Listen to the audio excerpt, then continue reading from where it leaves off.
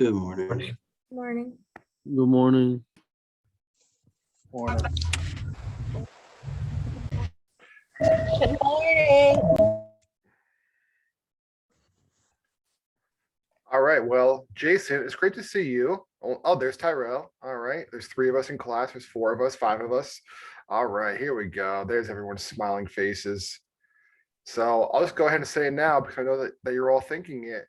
I missed you all so much. You missed me too, right? You were like, gosh, I can't wait till Tuesday morning at 9 o'clock to see Eric's smiling face. Well, here we are. You made it. Mod 1 done. Finals behind you. Mod 2 begins today. How's everyone feeling? Anyone want to raise their hand and just share what's going on? I used to have a friend who used to call me and used to say, let's have a checkup from the neck up.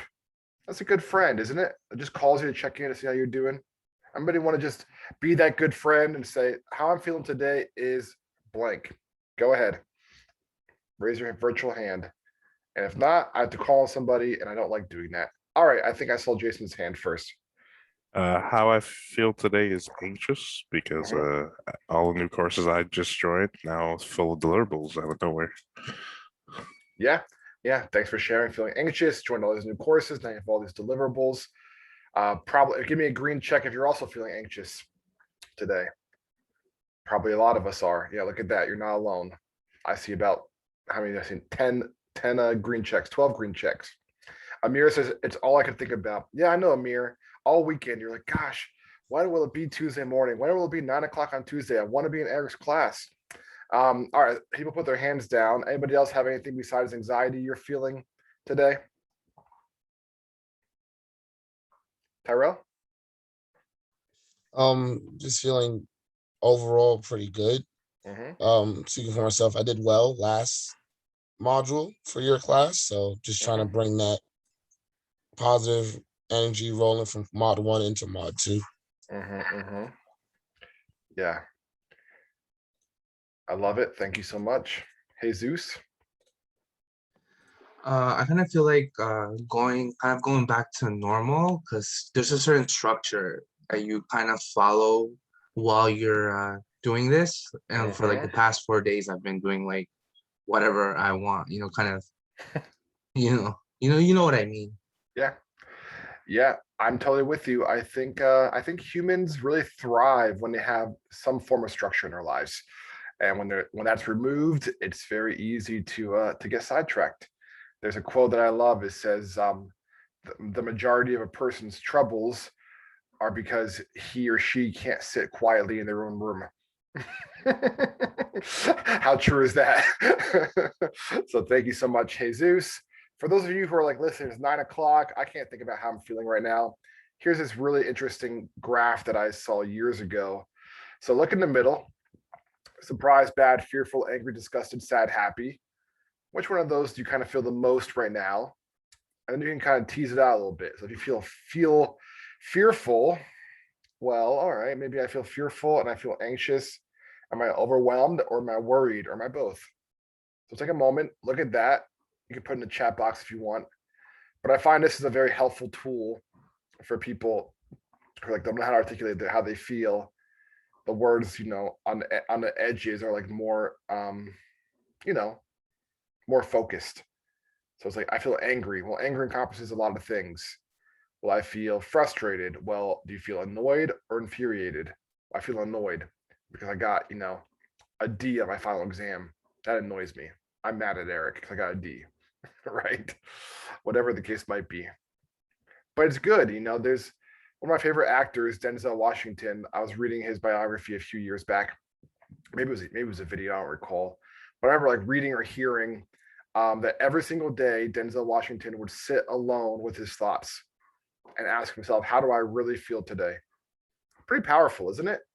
Like, when was the last time you just sat alone with your thoughts? 5 minutes, 10 minutes, and just said, how do I feel today? What's going on in my mind? And doing that is an important practice. All right, I'll get off my soapbox. We'll go ahead and jump into class, but wonderful to see you all. Excited to jump in. First order of business, if you did not already, looks like most of you did, go on to Schoology and register for this class. I put the course code into the chat box. Make sure you register for this class. That'd be really helpful. Is there somebody that would be so kind to share your screen and show your colleagues? I'm sure there's at least one person who's thinking, oh, wait, I don't know how to register for a class. Can someone pull up their screen and show us how you do that? Sikander, please. Thank you, sir.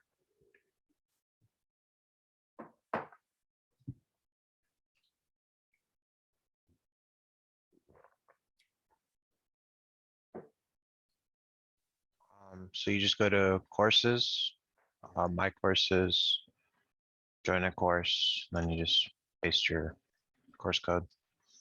Thank you so much, Sikander. Could you do that one more time, a little bit slower from the first screen?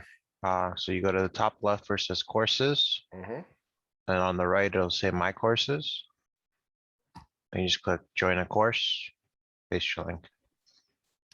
Sikander, you are a scholar and a gentleman. Thank you, sir. You can go ahead and stop sharing your screen. We appreciate that. So please make sure you register for your course, because every single mod, it happens without fail. There's always that one person who, like, the end of the second week is like, oh, I never got registered for this course. It's like, well, I emailed you. We gave you the course link in class. Sikander was so kind to show you how to register for the class. So please, let's all go ahead and register and get that done. All right. Do you have to delete the other class, or we leave it there? Nope, just leave that class there. You don't have to delete the other class, just leave it there. Thanks for asking. All right. I know that's 9:07 in the morning. I know it's the first day of mod 2, but I'm gonna require you to do some thinking. All right. I'm not gonna put you into groups because I know that would be cruel and unusual punishment. So I'm just gonna allow you to do this on your own, 10 minutes of alone time. Here in a moment. Here's your scenario, and let's see who's the most creative person, thoughtful person, who had their coffee so far today, who's ready to rock and roll. Here's your scenario. You just got news that your long lost cousin living in New Zealand passed away. She loves the direction your life is heading, and in her will left you a sizable inheritance. All right. The only problem is you have to go to Wellington, New Zealand to claim it. There are no flights into New Zealand. You have 30 days to claim it before it goes to someone else, and you can only spend $10,000 getting there. What is your game plan? Now, people always ask, let me just go ahead and clarify. We're just going to assume that you're allowed to go into New Zealand. Someone's always like, well, what about COVID restrictions? I thought you weren't allowed to go. Okay, we're just going to imagine that you can go. You just can't fly into the country. All right? You only have $10,000 to spend, and you have 30 days to get there. Any questions on what we're doing right now? Going once, going twice. All right. 9:09 right now. I'm giving you guys till 9:15. Go off camera.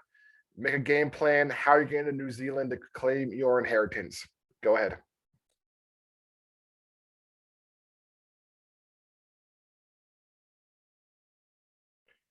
All right, folks, you got one more minute. If you're already done, give me a green check.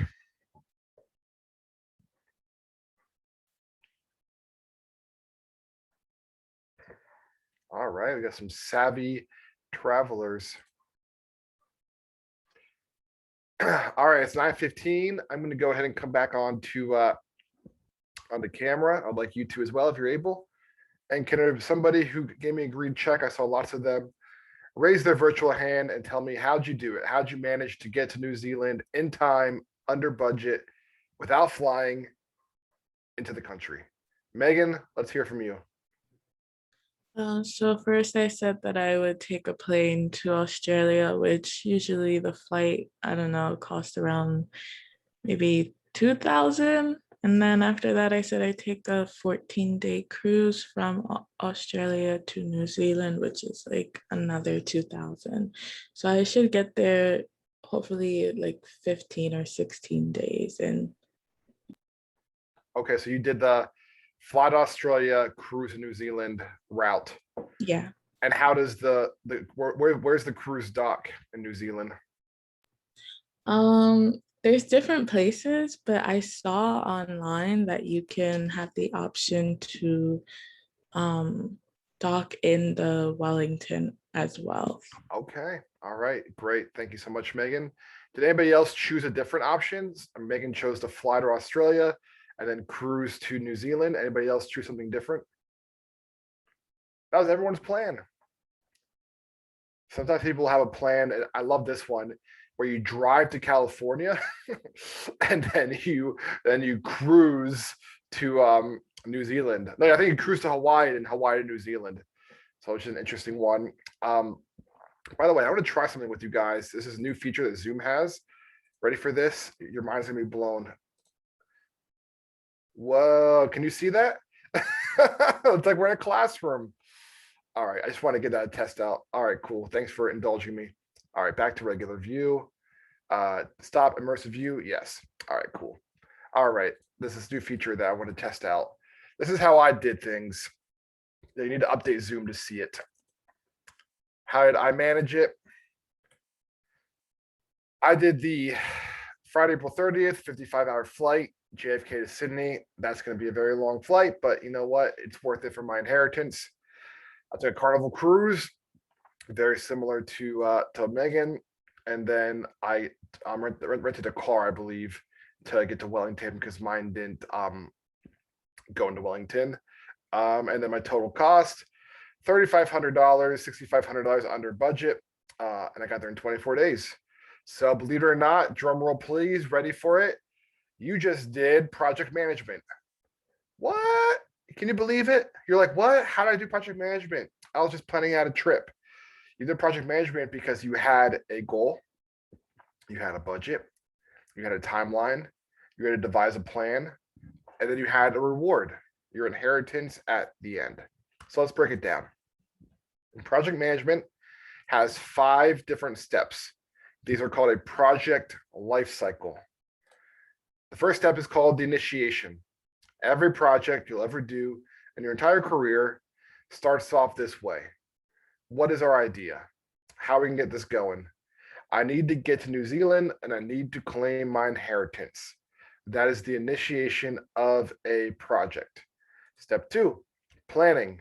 How will I do it? Right? There's a quote, failure to plan is a plan to fail. So you need to plan, how am I going to do this?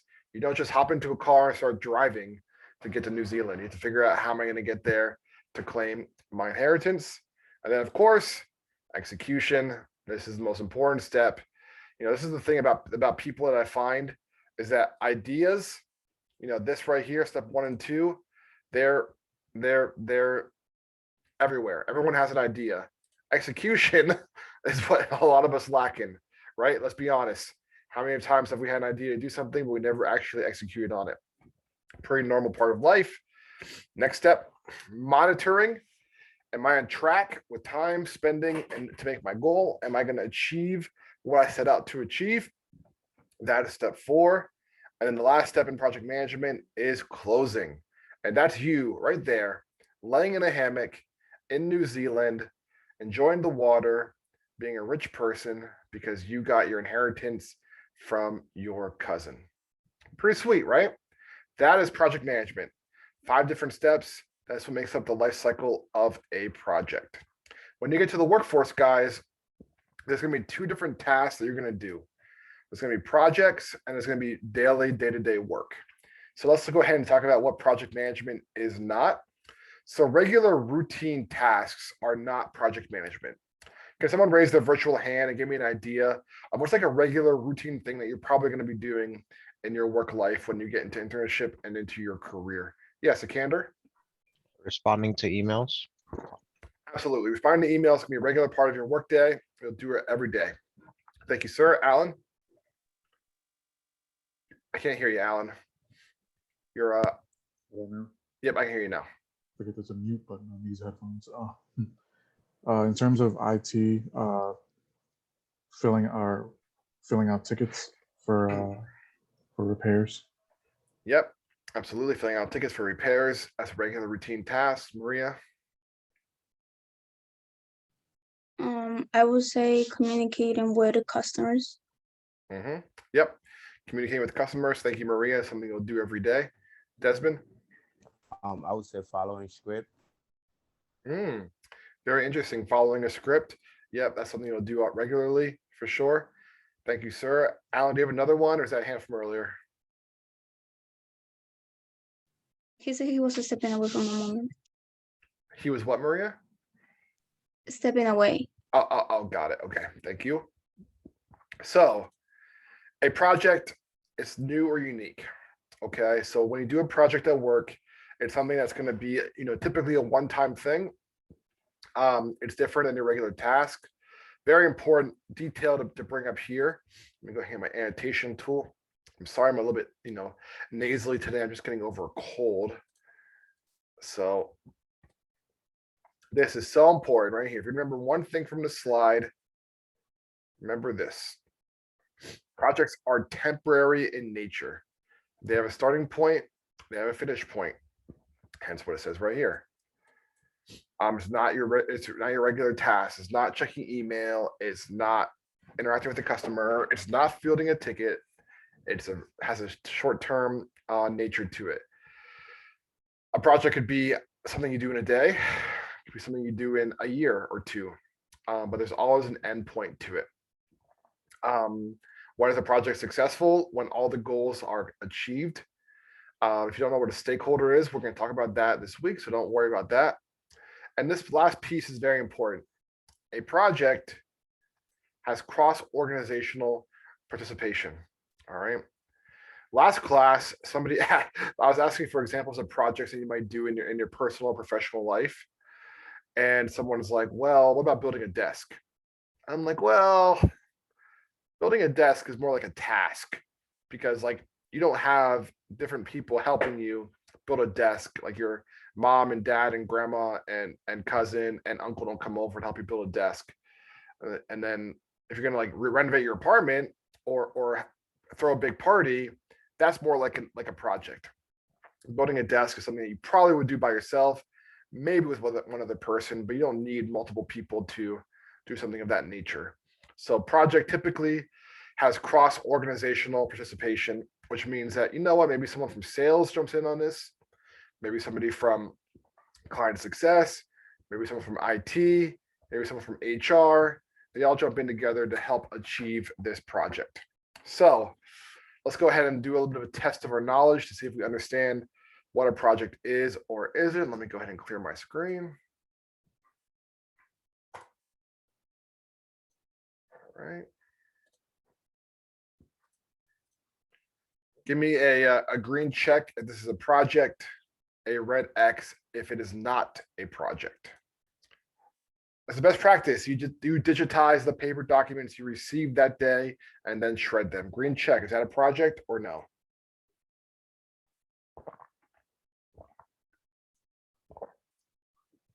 Audrey, you said that is not a project. Why is that not a project? It's not because that's like a task that you're doing. It doesn't have like a beginning and an end, like you said that a project.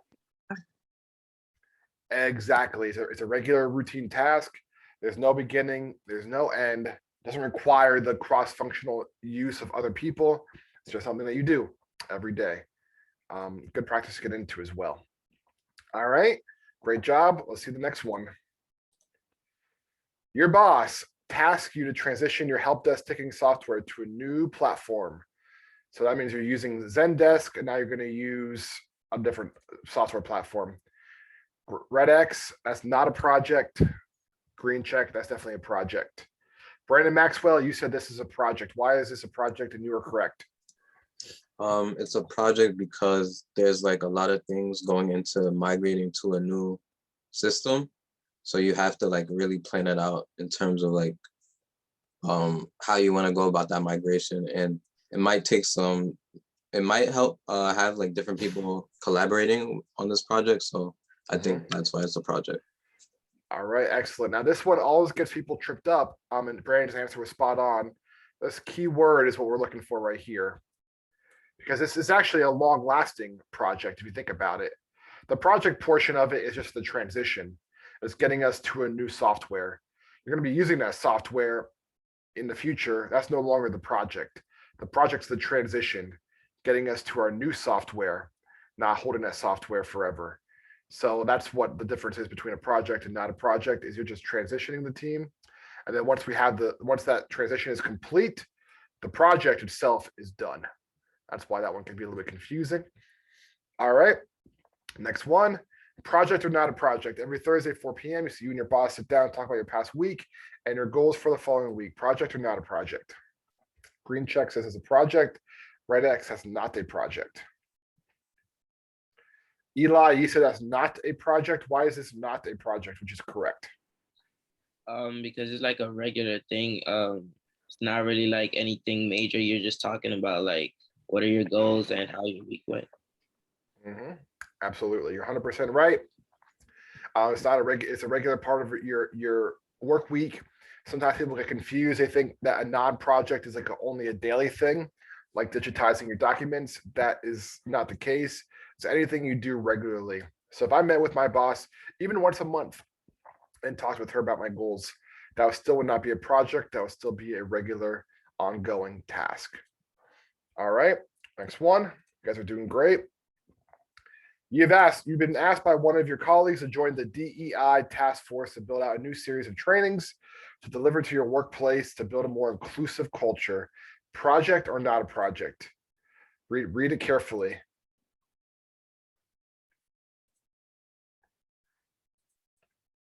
All right, Miguel, you said this is a project. Why is this a project? I believe it's a project because it's a. I'm sorry, I'm hearing like an echo of myself. 1 second. It's all right.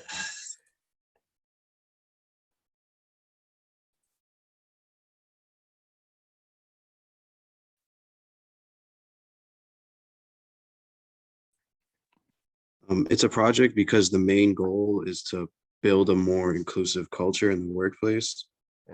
So in doing so, You're good. You keep talking. Oh yeah. My bad. I'm sorry, the echo's still there and it keeps throwing me off. It's okay. You said enough. Thanks, Miguel. Appreciate that. You are correct. Like the goal is to have a more inclusive culture. That's like the long-term goal. But what are you working on? You're working on this, building out the new training. That's why it's a project.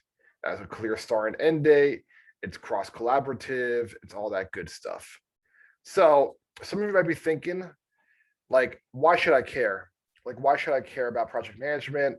What's the big deal about it? And like I said earlier, you know, there's two reasons. The first reason is that like when you get to the workforce, you're gonna have your day-to-day tasks, fielding emails, meetings with your boss, tickets from the help desk, you know, all staff meetings, this and that and the other. But then also a really important thing that you'll be doing is projects. And I find that knowing how to do projects is really what sets you apart in your career. And knowing how to work on a team and knowing how to work collaboratively is a really important part of being on a team and being in a workforce, because the more projects that you work on, you get more exposure with other people in the organization. You have the opportunity to learn about different functions and teams. You get different work styles. It helps break up your day. There's just so many reasons why you should care about project management. And there's actually a really fast growing career in this country being a project manager, which is a very fulfilling career. So I want to ask a question. I know not everybody here, you know, cares about becoming a project manager, but maybe by the end of these 7 weeks, you will. What ends up happening in this class is of the 40 of you that are here today, probably 10 of you by the end of this mod will be like, wow, I think project management is a career path I want to pursue. So let's have some fun with this. Let me pull up my screen here. I'm going to call on, I don't know, how about, let's look here. Desmond, give me a city in America. Any city you want.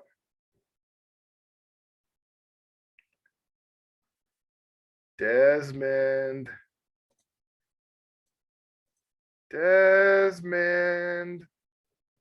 I'm sorry, I said something. I thought I was on mute. It's okay. Philadelphia. I'm really sorry. No, it's okay. You don't have to be. It's all good. I know it's still the first day. It's Philadelphia, PA. Yes. Project manager. Thank you, sir. Philadelphia is a great town, by the way. If I ever left New York, I'd go to Philly. Philly is a cool town. All right. There are 1,263 project manager jobs in Philadelphia right now. That's pretty good. Look at that very first one.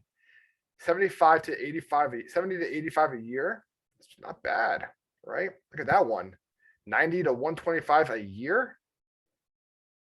There's one, you work for the government, 100 to 130. That's some serious money, huh? So 65 to 85, still nothing to turn your nose up at, if you ask me. So I know not everybody here is motivated by money, that's fine, but just look at the opportunity there. 1,263 jobs in Philadelphia. Sean Adorno, give me another city, please. New York. New York, New York. So nice. They named it twice. Want to take any guesses? Put in the chat box. If Philly has 1,263 project management jobs, how many does New York, New York have? It's within 25 miles as well. Put in the chat box. Any guesses? Whoever guesses right can leave class early today. How about that? Don't look it up. Don't look it up. I know some of you will. No cheating. Find jobs. 3,234 jobs in New York, New York within 25 miles. Pretty incredible, right? 3,000 project management jobs. Look at this one, a junior project manager, $60 an hour. What? All right, let's do some math now. 60 times 40 times 52. Look at my screen. Where's my monitor? Hold on. What's that number say? $124,800 as a junior project manager. What? That's like $10,000 a month. You'd be like the richest person in your whole building. All right. Look at this. Wow, it's crazy. All right. Department of Sanitation, 173 a year. What in the world? All right. Amir, last city, hit us with it.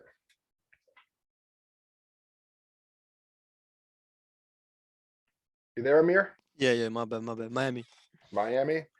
All right. I love Miami. Warm weather, beautiful beaches, and you can get a nice job. 531 jobs in Miami right now. 531. Look at that one. 100 to 120 a year. And Miami, you know how cheap it is to live in Miami? You could buy like a beautiful house down there for like $200,000. You can't even buy a studio in New York for that. Pretty good. So like I said, I know not everyone here is motivated by money. That's fine. But just look at the opportunity that you have, all the different jobs that are out there. So as a project manager, and granted, you're not going to become a project manager tomorrow, but this is a career path that I think you should at least consider, especially if you're a person that has an interest in people and helping people achieve their goals. It's a very good job to get into. So that is project management. So experience required. Most likely they're going to want a certification. There's two different ones. There's the PMP. That's the project management professional. That is like the gold standard to become a project manager. Very rigorous. People who have taken the project management course have told me that it's equivalent to taking the MCAT. Like that's how difficult it is. And then the other one, if you're interested in Scrum, the CSM, Certified Scrum Master, that one's a little bit easier. That's for people who are into IT and tech, which is all of you. That could be a good place to start. And you ready for this? Next class, when you guys are in internship, so this I guess it'll be this fall, you can have the opportunity to become a certified Scrum Master. They actually offers a free 2-day course for you to take. You take your exam, and then boom, you're a certified Scrum Master. I'm actually doing with the current interns here in about a month. And yeah, Davian, there are project management internship seats here at Europe as well. So if this is interest to you, there's definitely a possibility for you to be placed in a seat like that. Yes, and Claire? Excuse me. So you mentioned that the CSM is more so for people that are in IT and whatnot.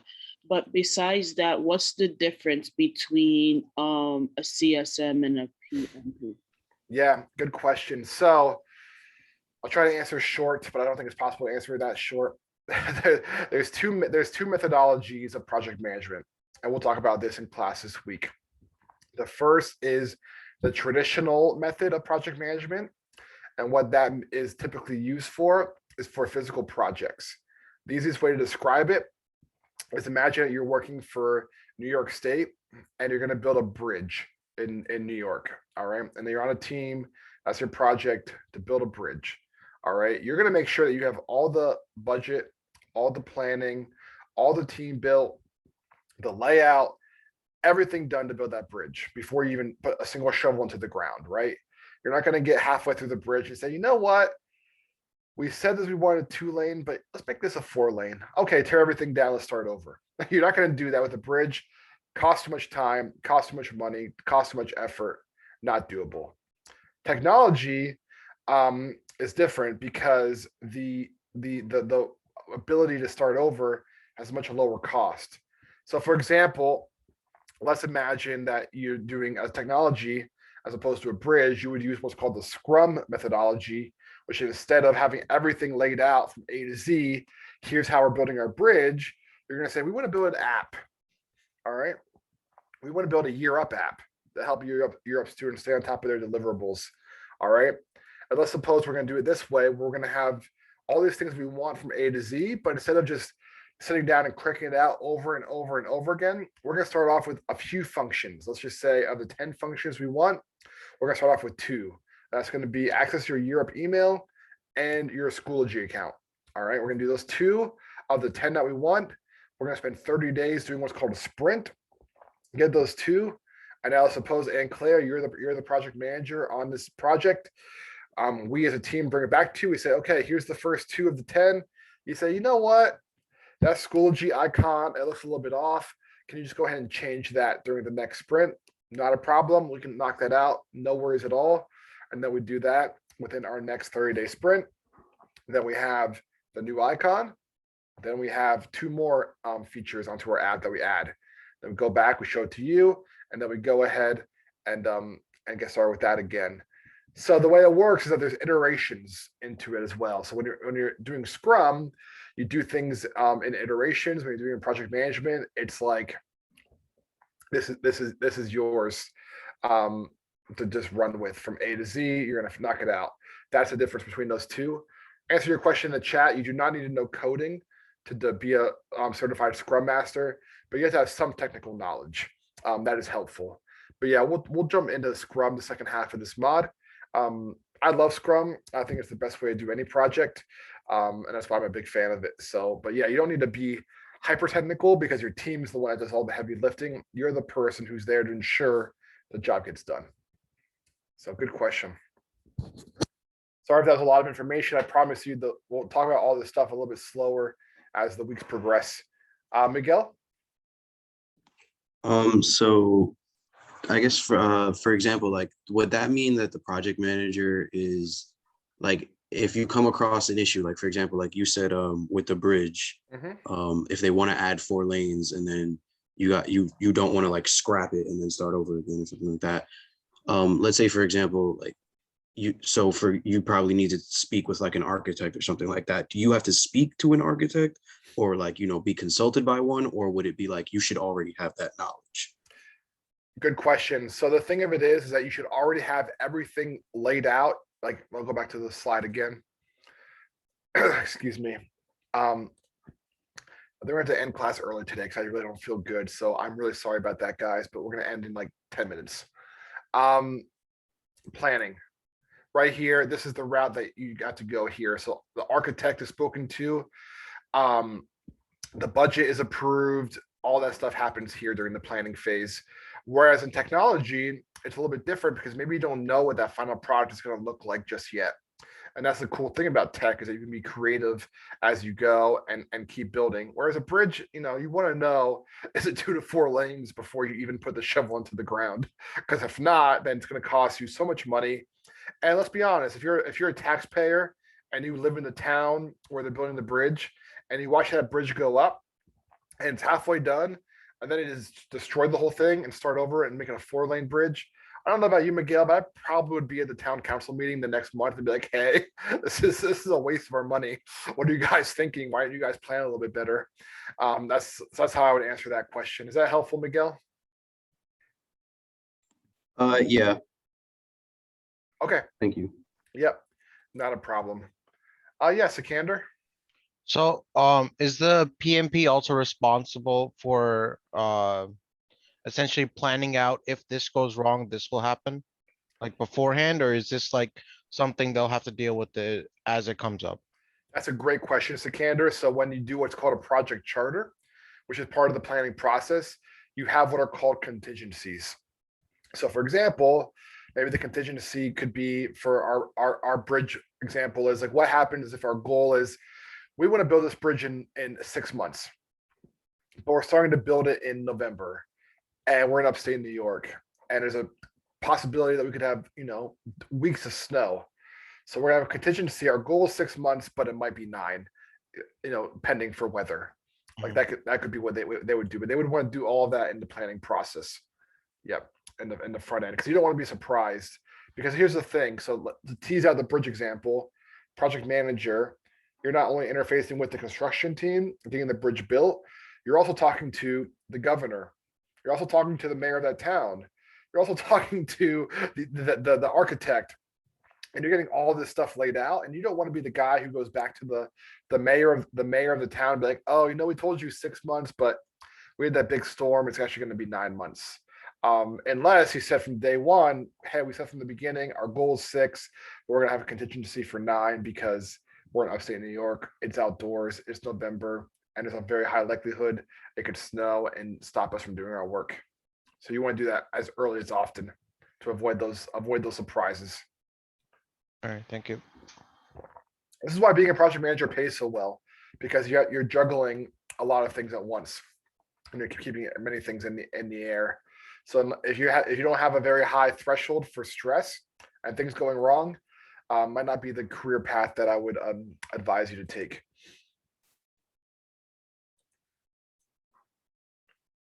All right, I have like 5 more slides I'm going to click through with you guys, and then we'll call it a class. Is that cool? Who's going to say no to that? Nobody. All right. Let's go ahead and pull this up quick. So the very first step, like we said, what prompts the need for a project? All right. So we said the first step's initiation. Why are we going to do this? What prompts the need for it? Here's really the 4 things. Mandatory government changes. So for example, COVID-19 hit our country, a year and 2 months ago, and things like social distancing, shelter in place, wearing a face mask, stay 6 feet away from each other, stop the spread, all those things required companies like Europe, maybe like the school you were going to at the time or the place you were working at the time, to move virtual. That's a mandatory government change. We have to do this project because we have a requirement from the government. Maybe it's a process improvement. Okay, so for example, within Europe, we had this process improvement where we said, you know what? We have way too many emails in this organization. Let's instead utilize Slack, which I love. I'm a huge fan of Slack, for like those really quick correspondences. So if me and Amir are going to meet, for a virtual coffee today at 2 o'clock, instead of Amir emailing me and saying, hey, I'm running 10 minutes late, can we do 2:10? Amir just sends me a Slack message, hey, running 10 minutes late. That's one less email for me to look at. It's a quick, rapid communication. It's improving the process. So a new product release. So every time the new iPhone comes out, which by the way, and someone to give me some advice, I have the iPhone X, which I'm still happy with. I enjoy it. But I was at the Apple store yesterday and the iPhone 12 looks pretty cool. I'm trying to decide if I want to get it or not. So if anybody has advice, let me know. But every time a new product gets released, they need to go through this process of starting things from A to Z. Last thing, market demands. One of the really fascinating case studies in project management, which I'd encourage you to utilize if you have a few free minutes today, is Domino's Pizza, and how they went from being not only a pizza delivery place, but now they completely changed their model to reach digital customers. So before Uber Eats, Seamless, all those things, Domino's was a huge player in like the digital experience. So some of you guys know this. If you ever order Domino's pizza, it's actually kind of cool. Like it shows them, like not them themselves, but like a little, graphic of a person making your pizza and putting the stuff on it and going through the oven. And it's kind of cool. And that has changed their business dramatically by reaching the digital customer and reaching the person who doesn't want to pick up their phone and call and order a pizza, but wants to do it online. So they were really ahead of the process there. So that's what prompts the need for a project. It's almost always the same. It starts off with a problem. And that's what kind of piques the need for project management, is that there are problems that need to be solved, and there needs to be a people who solve them. And that's why project management is so important. So one last story, and I hope I don't embarrass this person, but I'm going to, and I apologize. But right now, me and Lauren, as well as two other people, Gabe and Brendy, are working on a project. And I'm really excited to share with you guys on Friday at Friday Feedback. Those of you who are in LCM, and Brendy and Lauren will share it for LCS. But it's like a project that's different than our regular work. Our regular work is classes and deliverables and meetings and LC time. And then we're also working on a project outside of that as well. So me and Lauren will have lots of examples of working on a project as well. So that's it. That's all I'm going to share with you guys, because honestly, I kind of feel like crap and I'm going to log off. So real quick, before we call it a class, thank you all for being with me. By the way, Raphael, I don't have a K in my name, but it's okay. I won't take it personal. All right. So we'll just change this really quick, which is due tonight. So I know that Jason mentioned, joining these new classes and new deliverables, and I totally get it. It's not really fair to have to, do deliverables right away. So I'm giving you guys 20 minutes back in your day. Do Google search, watch some videos, read some articles, and then write in a list. It's 10 reasons why you should learn project management.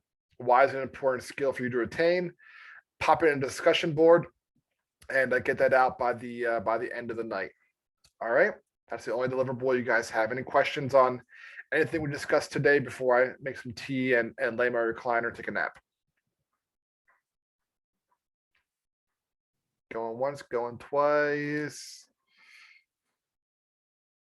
All right, guys, have a great rest of the day, and I'll see you tomorrow.